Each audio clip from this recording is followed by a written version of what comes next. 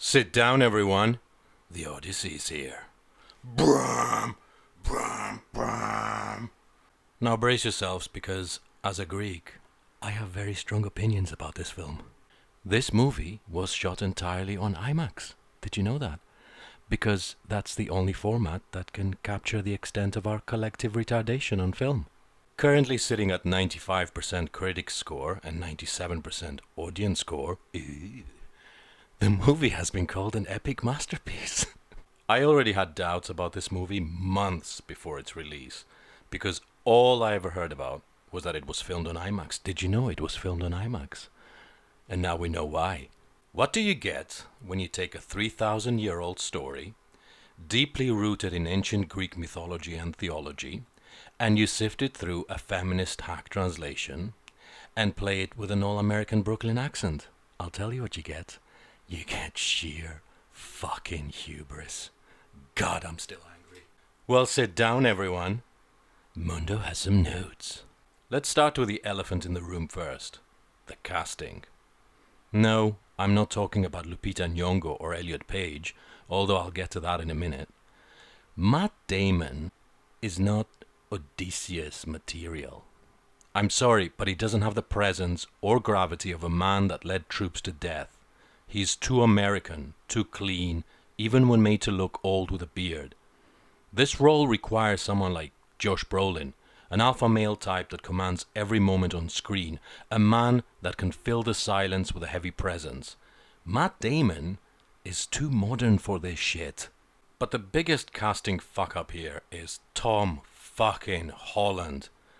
Telemachus is the prince of Ithaca, the son of Odysseus. He has been raised to be the next in line to the throne, trained to fight like the best of them. He is not a fucking child from Brooklyn. This role requires someone like Paul Mescal, someone who's not yet a fully matured man, but he's still formidable and dangerous. Tom Holland plays Peter Parker in Ithaca here, and once you see it, you can't unsee it. Speaking of things you can't unsee, casting Lupita Nyong'o as Helen of Troy is one of the most jarring choices in a story like this. Putting aside the fact that the movie makes it clear the war was not about Helen, that she was just an excuse for a political war, you're still dwelling in a world where royal marriages were predominantly about alliances and trade. A world that organized itself according to tribes. Race mattered back then, more so for the Greeks, who believed all non-Greeks were barbarians. The idea that both Menelaus and Agamemnon married black women in the context of that world is absolutely moronic. Casting John Bernthal as Menelaus is also moronic. This is supposed to be an older man, a commander in charge. Instead, we get an actor with the mannerisms of a violent gangster, dressed up in ancient robes. Why? Because these actors don't have a theatre background. They don't understand the text, they're not trained to play Greek tragedies, so they reduce the role to TV acting. Zendaya is supposed to play a goddess, and what we get is whimsical facial expressions that are too modern. I didn't know if I was watching The Odyssey or Dune, because she was exactly the same. The only actor that stands out in this film is Elliot Page. Yeah, I said it. The internet lost their fucking mind over Elliot Page, seething in anger over a fucking rumor about him playing Achilles. Well, he wasn't playing Achilles, he played Sinon. And he fucking aced that role. His scenes, honestly, were haunting, and that was all down to his delivery. All that is to say, I don't really blame the actors at all. This sits squarely at Nolan's feet. Choosing a modern feminist interpretation of the text has got to be the most short-sighted decision he ever made. I get why he was drawn to it, but if he had thought it through for a few seconds, he'd know why those linguistic conventions exist. You can't make these stories feel more real to us by modernizing the language. Having Telemachus use the word dad instead of father doesn't make the text more accessible, it cheapens it. The word dad might be what a kid in modern-day America might use, but it's not a word that resonates with the audience in Germany, or Greece, or Italy, or France, or Spain. You know why? Because the word father speaks to the core meaning of the entity you're referring to, not just a particular person. It's the reason why the Bible stories have traveled across the world and they connect with people everywhere. Imagine for a second that we modernize the Bible and instead of Father, forgive them, for they know not what they do, we change it to Dad, it's cool. They don't know what they're doing, man. One of them resonates across the world. The other is much smaller. Also, this is not modernizing the language. This is Americanizing the language. Watching British actors speak in a very American accent sounds jarring. I'm sorry, but there is a reason the ancient world is usually portrayed with a British accent or a Scottish accent. Am I right, Jared? By the way, there's a character that speaks in modern Greek here, and they translate what he says to Odysseus in English. The irony couldn't be any more ironier. These stories are not modern to us. They are epic and ancient. You have to rise up to understanding them, not the other way around. Greek students are even taught to dissect the stories as they are written in ancient Greek. Reducing the text to modern Americanisms and reinterpreting the context from a feminist viewpoint, while criticizing the old one as archaic and outdated, is sheer fucking hubris. The reason the story has lasted for over 3,000 years is precisely because of how it was written. By the way, did you know this was filmed in IMAX? I didn't know that. Well, now you know. Visually, how can I say this? Well, it looks a bit shit. Let's start by giving Nolan a big thumbs up for using lots of practical in-camera effects. Yes, the visuals look grounded. It doesn't look like thin CGI.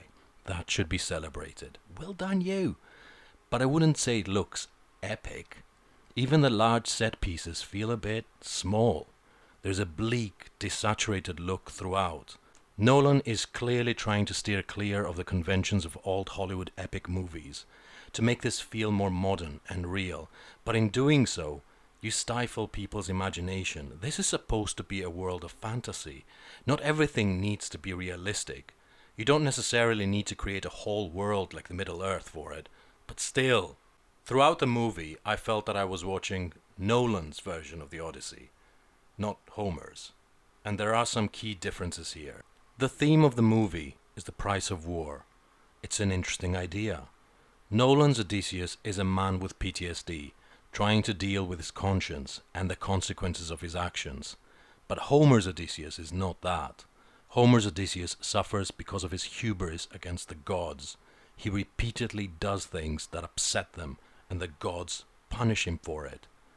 Having said that, there are some scenes in this film that gave me a really interesting and fresh perspective on the story, like the scene with Cersei where she turns the soldiers into pigs. Kudos to Samantha Morton, by the way, for an excellent performance. But in that moment I thought, oh, this is an interesting take on the text. What if the soldiers turning into pigs was Homer's way of communicating to his Greek audience that their soldiers did despicable things to the villagers? So you end up trying to decode what the other stories are supposed to represent. But you quickly give up, because apart from that scene, all the other encounters they have are too brief and lack any emotional context.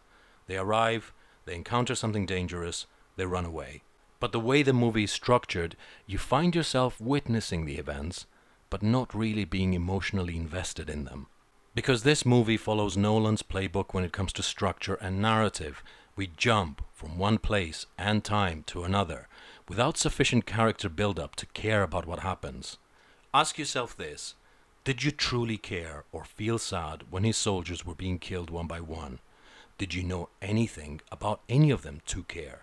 You only find out what has happened to Odysseus internally towards the end of the movie, when you see him traumatized by the fall of Troy, and you're supposed to put everything you saw in that context, but it's too late by that point. Now imagine if the movie had started with the fall of Troy in full, and you witnessed what happened to Odysseus internally from the start. Imagine getting to know his teammates on the lead up to that battle. Imagine following this character on the way home, knowing full well what he's thinking and what has broken inside him. All of a sudden, when a soldier is ripped apart, you're no longer watching a generic death. You have a context of who that was. You feel the pain felt by the rest of them. You are with Odysseus all the way, in his mind. You understand his mind and his soul. That grounded and realistic take on the story gets a bit silly towards the end, by the way.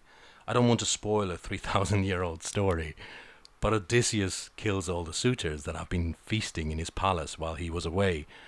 The first killing is rather quick and brutal, which makes him look like a badass for a second.